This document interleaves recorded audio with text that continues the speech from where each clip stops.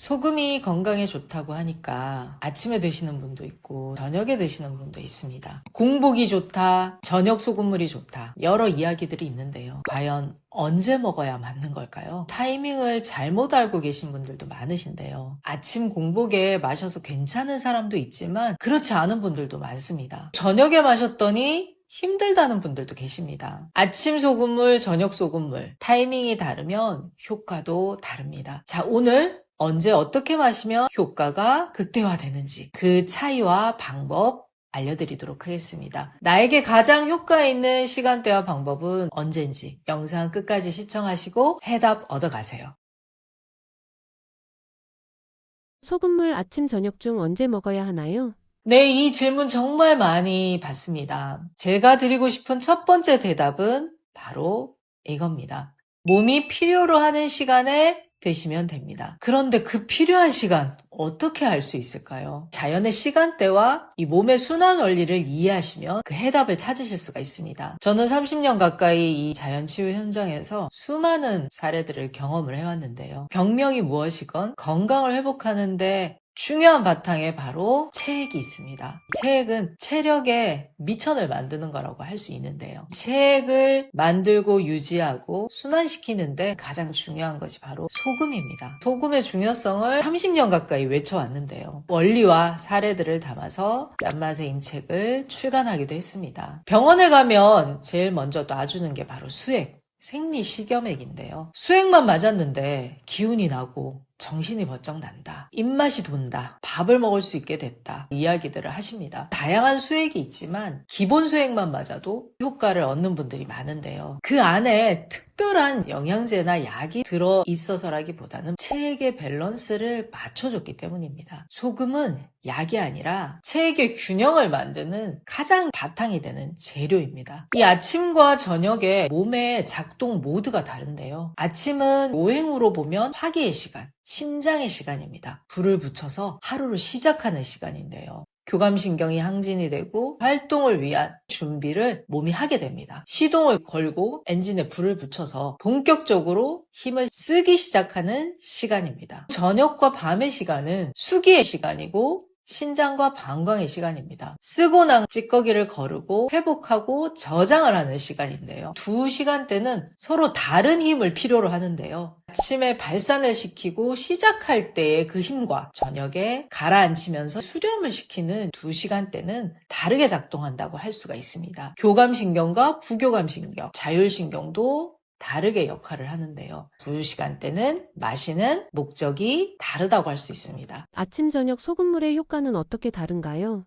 밤 동안 우리 몸은 수분을 잃고 혈액이 농축이 돼 있습니다. 아침에 따뜻하게 드시는 소금물은 체액과 혈액이 움직여서 일을 할 수 있도록 마중물과 같은 역할을 해줍니다. 변비가 있는 분들은 소변, 대변을 잘 짜낼 수 있도록 장 운동을 활발하게 해줍니다. 체액이 부족했던 분들은 아침에 심장이 펌핑을 하는데 힘들 수밖에 없는데요. 평소에 혈압이 낮았던 분들, 손발이 찬 분들, 아침에 자고 일어나면 어지럼증을 느끼시거나 자는 동안 이 입이 많이 말라 있는 분들, 이 전해질은 신경과 근육, 심장 전도에 필수 요소입니다. 아침에 하루를 시작할 마중물이 돼줄 수 있는 체액을 적당히 채워주면 하루를 부드럽게 시작할 수 있습니다. 저녁에 드시는 소금차, 소금물의 효과는 어떤 것일까요? 저녁은 가라앉히고 정화시키고 회복하는 시간입니다. 교감신경에서 부교감신경으로 전환이 되는 시간인데요. 탁해진 물을 깨끗하게 만들 때 일단 물을 가라앉힙니다. 그럼 무거운 것들, 찌꺼기들은 가라앉게 되는 거죠. 밤의 시간, 신장이 일을 하는 시간입니다. 그런데 체액이 부족해서 탈수 상태가 된다면 밤 시간 동안 그 역할을 제대로 할 수가 없습니다. 그래서 밤에 깬다든가 소변이 마려워서 화장실을 몇 번이나 들락날락 하거나 깊은 잠을 못 자고 새벽에 눈이 떠지거나 다리에 쥐가 나서 깨거나 불안한 증상들 있을 수가 있습니다. 밤에 드시는 소금물, 소금차는 숙면을 취하게 하고 자는 동안 탈수를 막게 되고요. 우리 몸이 부교감신경으로 회복할 모드로 들어가면서 항이뇨 호르몬, 소변을 밖으로 내보내지 않아도 되는 거죠. 우리 몸이 수분을 보유할 수 있는 상태가 됩니다. 자다가 깨서 화장실 가는 일도 덜해집니다. 이렇게 밤에 충분히 숙면을 취하게 되면 아침에 일어나서도 몸이 가볍고 눈도 가볍게 떠지실 수가 있습니다. 저녁에 마시는 소금차는 저장과 회복, 정화를 돕는 역할을 합니다. 소금차를 마실 때 주의해야 하는 사람이 있나요?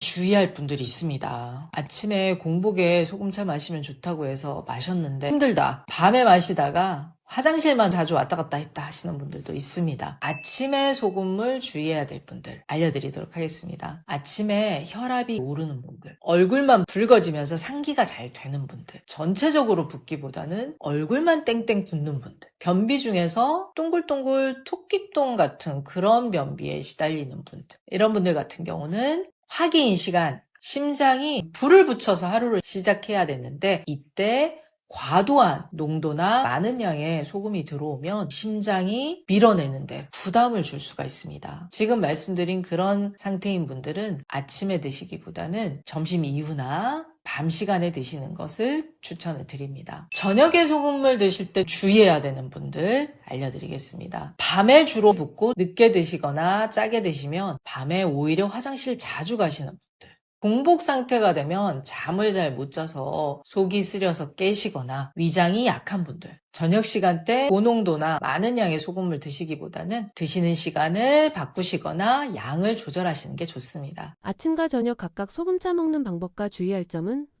자, 아침은 예열을 해서 쓰고 시작하는 시간인데요. 그래서 많은 양의 물과 진한 소금물은 부담이 될 수가 있습니다. 아침은 소금을 드신다면 200ml 이내로 종이컵 1컵 정도 되겠죠. 적은 양의 소금물로 연하게 드시는 거 추천을 드립니다. 나는 아침에 많은 양을 먹어도 괜찮더라. 공복을 오래 유지하는 데 도움도 되고 좋은 효과들을 봤다 하시는 분들은 그냥 드셔도 괜찮은데요. 아침에 소금물 좋다고 해서 드시고 오후가 되면 힘이 빠지면서 가슴도 답답하고 얼굴로 자꾸 열이 오르는 느낌이 드는 분들은 시간대를 바꾸시거나 드시더라도 연하게 드시는 걸 추천을 드립니다. 또 아침에는 잘 태운 누룽지 숭늉 도움이 됩니다. 소금을 타서 드시는 것도 괜찮고요. 입이 잘 마르고 가래가 껴서 답답한 분들은 레몬즙을 드시는 것 추천을 드립니다. 뱃살이 많거나 다이어트나 비만으로 고민하시는 분들 같은 경우는 아침 소금물 드시면 공복을 유지하는데 도움이 됩니다. 아침에 드실 때는 소금 각을 먼저 해주시고요. 따뜻하게 소금차 형태로 드시면 좋습니다. 아침에 소금물을 따로 드시기 힘든 분들은 간간하게 국물류 드시는 것도 괜찮습니다. 저녁에는 주무시기 한두 시간 전에 드시면 좋은데요. 소금차 따뜻하게 간간하게 드셔도 잘 넘어갑니다. 밤 시간은 긴장을 풀어줘야 될 필요가 있습니다. 소금차 드시면서 조교 같이 해주시면 도움이 되고요. 잠은 어떻게 들긴 하는데 새벽에 깨서 잠을 잘 못 이루는 분들, 새벽 시간은 간담의 시간입니다. 간담의 기운이 약한 분들은 긴장감이 높기 때문에 새벽에 잠을 깨는 분들이 많은데요. 소금에 이것 한 방울 같이 넣어서 드시면 좋습니다. 바로 레몬즙입니다. 레몬즙 넣어서 드시면 긴장도 풀리고 또 회복을 하는데 도움이 됩니다. 새벽에 배가 고파서 깨는 분들이 있습니다. 배가 고프면 잠을 잘 못 주무시는 그런 분들도 있고요. 이 소금차에 이것 넣어서 드시면 좋은데요. 바로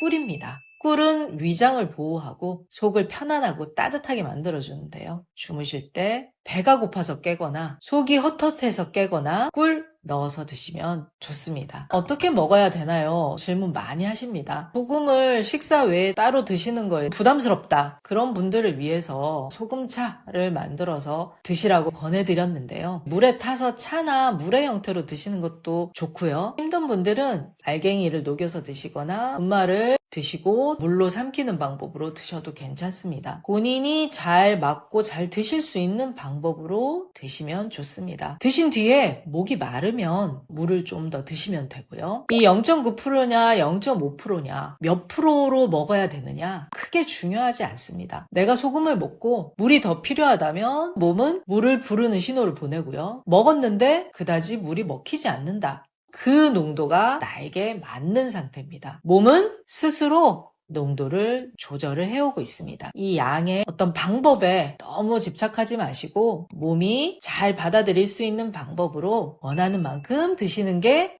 정답입니다. 주의점이 하나 있는데요. 아무리 소금물, 소금차, 소금 좋다지만 더 중요한 것은 기본 식사입니다. 이 기본 식사가 부실한데 소금물만 챙겨 드시고 많이 드신다? 한계가 있습니다. 골고루 영양소 잘 섭취해서 식사를 잘 하시는 거. 요즘은 김치도 잘 안 드시고 국물류도 잘 안 드시는 분들도 많은데요. 따뜻한 국물류로 해서 다른 영양분과 섭취해 주시면 좋고요. 혼자 사시는 분들도 많으신데 떡이나 빵 같은 탄수화물류들로 제대로 된 식사 없이 때우는 분들 많으십니다. 그러다 보니 당분들은 지나치고 소금은 부족해지는 그런 상황이 됩니다. 소금물, 소금차 먼저 드시기 전에 식사 균형 살펴주시고 입맛에 맞게 간을 잘 해서 드시는 거 추천을 드립니다. 짠맛은 생존의 맛. 이 생명이 살아가는 데 있어서 없어서는 안 될 가장 중요한 물질, 미네랄입니다. 생명이 살아가는 데는 힘이 필요한데요. 그 힘을 만드는데 바탕이 바로 이 체액과 혈액입니다. 아침은 혈액을 펌핑을 해서 몸을 데우고 하루를 열고 시작하는 시간이고요. 저녁과 밤 시간은 쓰고 난 것들을 정리하고 가라앉히고 깨끗하게 정화시켜서 회복하는 시간입니다. 모든 시간대, 모든 순간에 소금이 필요합니다. 시간의 쓰임과 나의 현재 몸 상태에 맞게 잘만 활용하신다면 소금은 이 물과 함께 나를 살리고 이 체력을 만들어주고 활력을 가져다주는 보약과 같은 역할을 할 수가 있습니다. 영상 도움되셨다면 구독, 좋아요, 알림 설정 꼭 부탁드립니다. 고맙습니다.